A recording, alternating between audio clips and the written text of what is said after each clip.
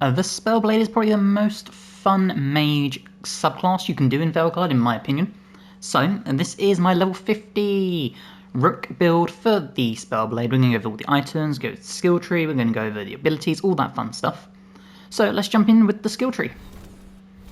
Now, this is our skill tree fully filled out. You can see it's a bit scattered in all sorts of places. Now, we are level 50, so the amount of points we have to play with is this.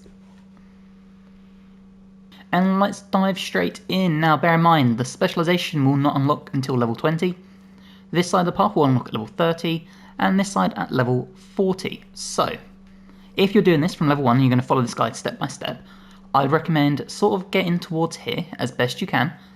Maybe ending at this point here, and then once you get to level 20, level 30, then work on this part. But I'm just going to go through the skill tree, because you're probably going to be respecing or something, and we're just going to go over the skills as they come. So, we are going to start obviously in our mage core. We're going to come south, and we're going to take Fade Strike. Basically allows you to do an attack after you've done a Fade step. Really, really helpful. To the top right, we've got Quick Recovery. So mana regeneration restarts 25% faster when paused by spending mana or taking damage. Really nice way to boost that mana back up ASAP. To the bottom left, we're going to come down to Chain Lightning. Now this is a really good early skill. We're not going to be using it for this build, sadly. Overall, really, really good spell to have. Coming south, we're going to take Concentration to charged attack damage plus 10%. Really, really amazing buff, especially early game. And with the way we stack up our skill tree, this is only going to accumulate. We're going to come to the top right, and we're going to take Perfect Cast. So hold square or triangle, then release at maximum charge. Releasing a charge attack the moment it reaches the maximum charge level increases its damage by 50%. A great ability to have. We're going to come south, and we're going to take Wrath. So critical damage plus 10%. Nice passive to just boost up our base stat lines. To the top right, mana restored after defeating enemy plus 8. Again, nice way to boost your mana. Mana equals abilities. Nice little way. Amperage coming south. Electric damage plus 10% because this is an electric build. To the top right, we're going to take Innovation. So damage versus barrier plus 20%. That's essentially, a lot of enemies in this game will have barriers or armors, so buff to that damage is perfect.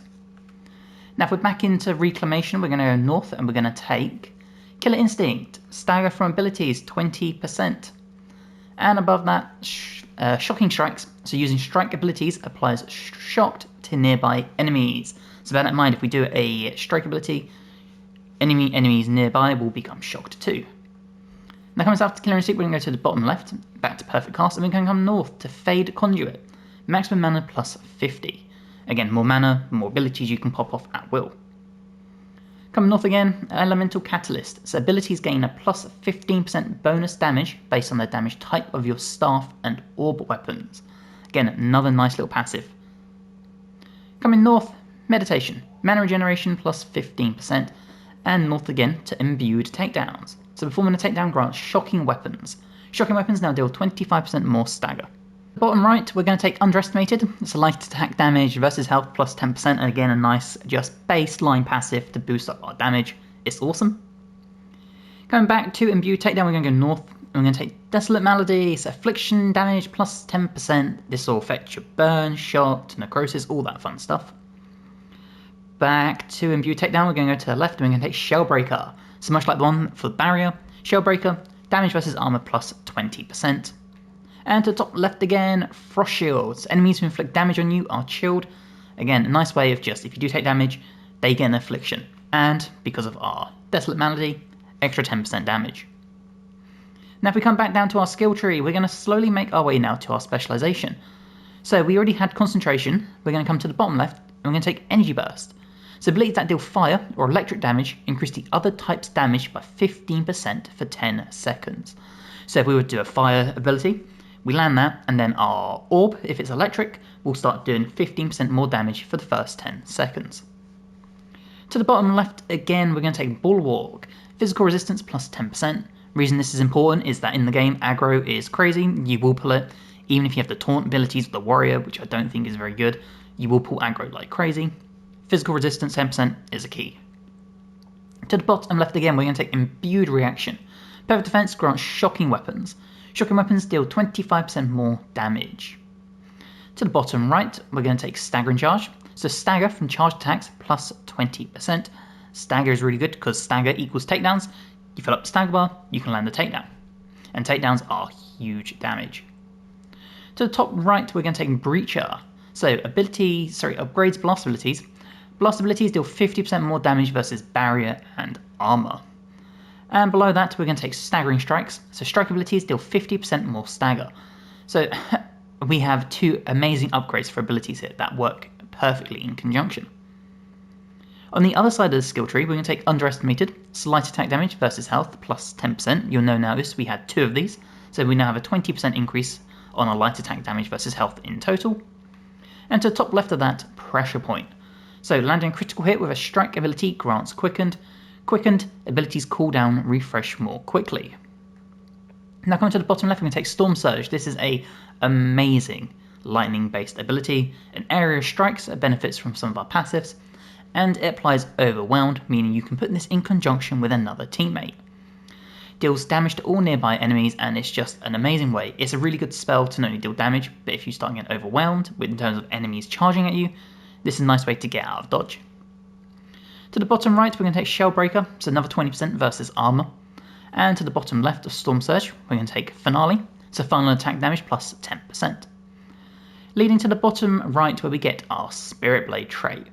Now this essentially means you can do 3 light attacks and the last one in your chain will be a heavy, and this is really good at triggering your Arcane Bomb.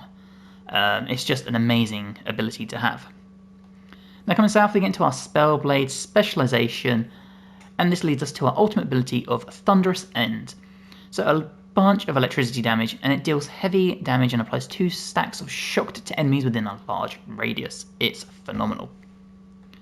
Coming to the south again, we can take Void Blade. So Void Blade is awesome. Detonates Sundered, so again it can just really pair together nicely with your abilities and your teammates. It's a Strike Blast, so if you remember previously, we have a Strike upgrade and we have a Blast upgrade, so this benefits from both of those. And coming to the bottom right, we're going to take Deterioration, Penetration plus 15%. To the top right, we're going to take Arcane Strike. So strike abilities now hit with an Arcane Bomb. Arcane Bombs are huge damage if you land them. Below Deterioration, we're going to take Veil Fury. Not really an ability I've used too often, because I usually forget about it, but it's a really nice AoE type light attack you can do. If you remember to use it better than I do, it is amazing. To the bottom right, we're going to take Antivan Kiss, so maximum shot stacks plus 1, maximum burning stacks plus 1. So bear that in mind, you do get burning with this as well, so we are going to synergize with some burning attacks after this part of the skill tree. To the top right, Electrical Burns. Applying burning also applies shocked. Applying shocked also applies burning. So you can really stack up these afflictions. We've got extra affliction damage thanks to the passives, so it's just basically free damage. And below that, Shocking Tactician. Achieve maximum shock stacks on an enemy, triggers an electric burst in an area around them. Now if we come back to our Void Blade, going to the bottom left, we're going to take Finale. So final attack damage plus 10% again. Again, this pairs very nicely with our previous Finale, so we have 20% extra damage. To the top left, we're going to take Blast Efficiency. So blast abilities cost 50 less mana, which is amazing, because now suddenly this goes from costing 2 mana to only 1. Now below Finale, we are going to take Spirit of Vengeance. You can now throw your Spirit Blade a second time by pressing triangle when it returns to you. Requires Orb and Dagger. This is a great ability as well, really worth having because it's just even more free damage. To the bottom left, Demolisher, maximum Arcane Bomb stacks plus 1. Again, Arcane Bombs when they trigger, huge damage. Stacking them up just means more triggering damage. To the top left, Conductivity. Defeating an enemy with 1 or more Arcane Bombs still active, cause the effect to jump to the nearest enemy within 10 meters. This is perfect because it means you won't waste your Arcane Bombs if you have a big crowd of people. And below that, Orbital Burst. When triggering an Arcane Bomb, deal 100% of the damage in a 6 meter radius. Also deals significant stagger to targets, and again, stagger equals takedowns. Now to finish off the skill tree, we need to come all the way back down here to Imbued Reaction, just at the start of the skill tree part here. And we're going to go to top left for Deterioration for Penetration plus 15%. Top left again for Essence Eater. Performing a takedown grants 250 health and 20 ultimate. Top left again for velocity, stagger from weapon attacks plus 20%. So again, you can see we're building around our stagger and our takedowns. Top left again for return fire. If you can land this, is a really good ability to have. It's not essential to the build though. To the south, we are going to take bigger blasts, so arcane bomb damage plus 15%.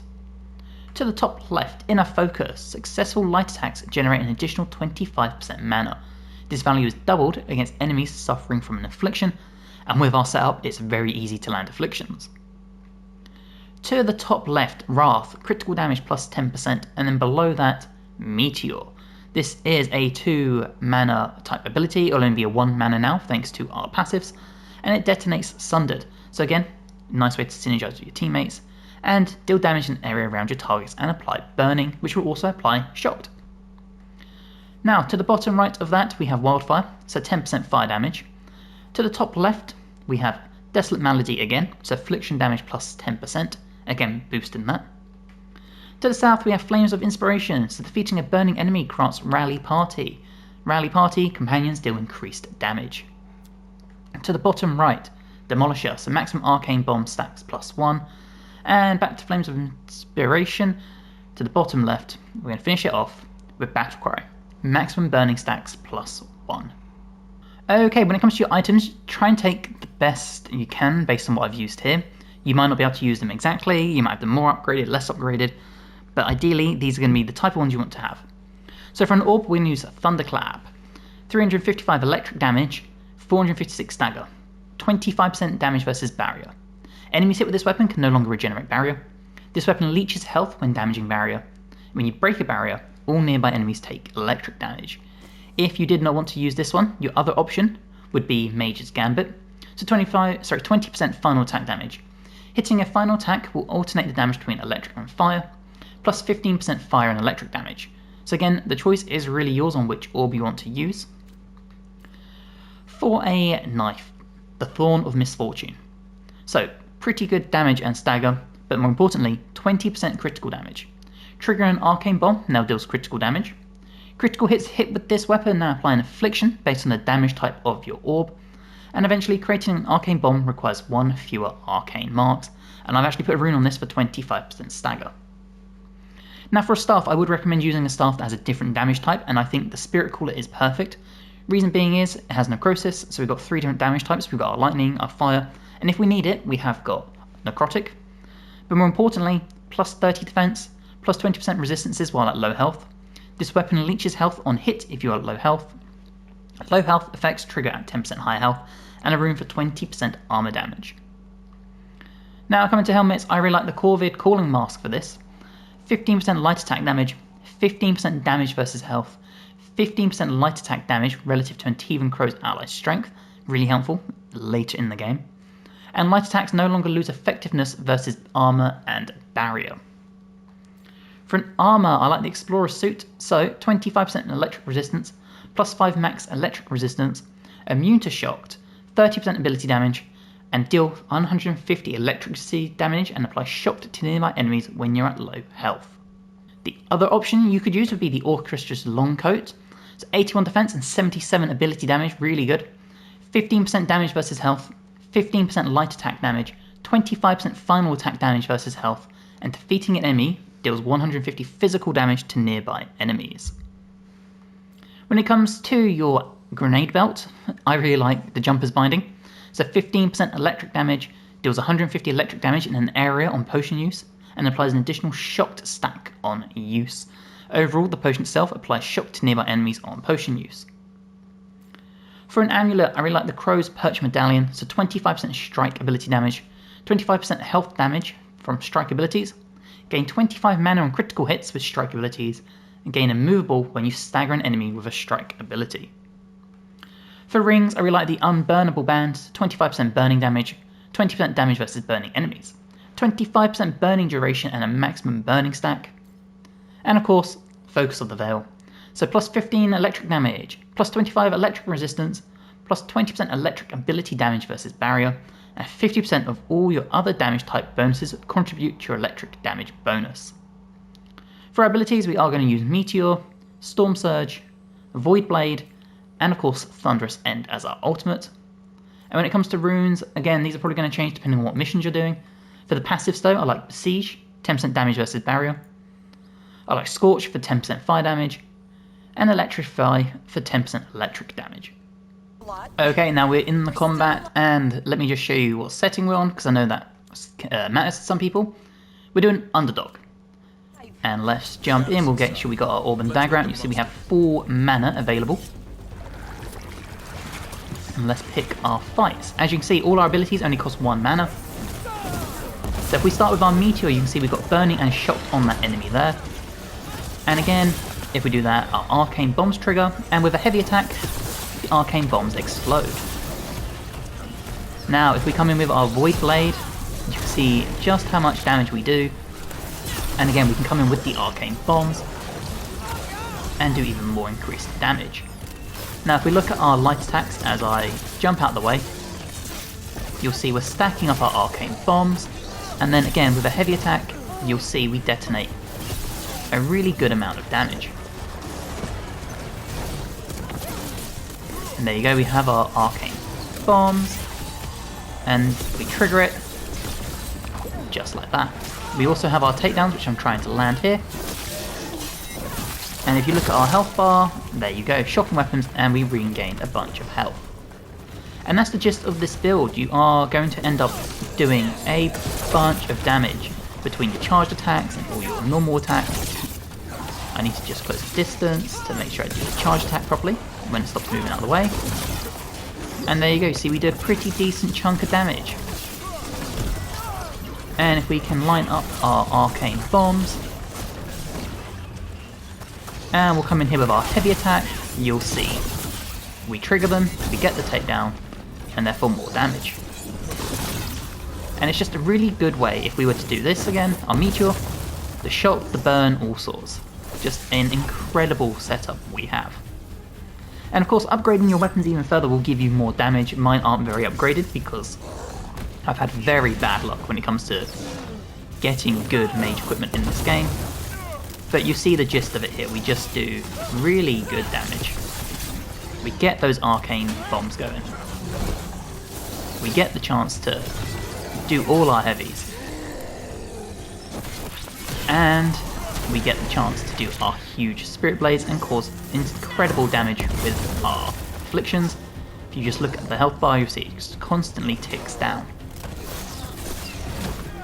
And that is the gist of this build, a really fun way of just charging out, getting that Arcane Bomb damage and all sorts. So I really hope you have enjoyed this build. If you have, please let me know in the comments below. Let me know what other items you'd use, what other abilities, all that fun stuff. If you haven't already, please like and subscribe to the channel. I'm going to have more build guides and all sorts ready, as well as a Let's Play of Dragon Age The Veilguard, and hopefully I'll see you in the next one. Bye guys.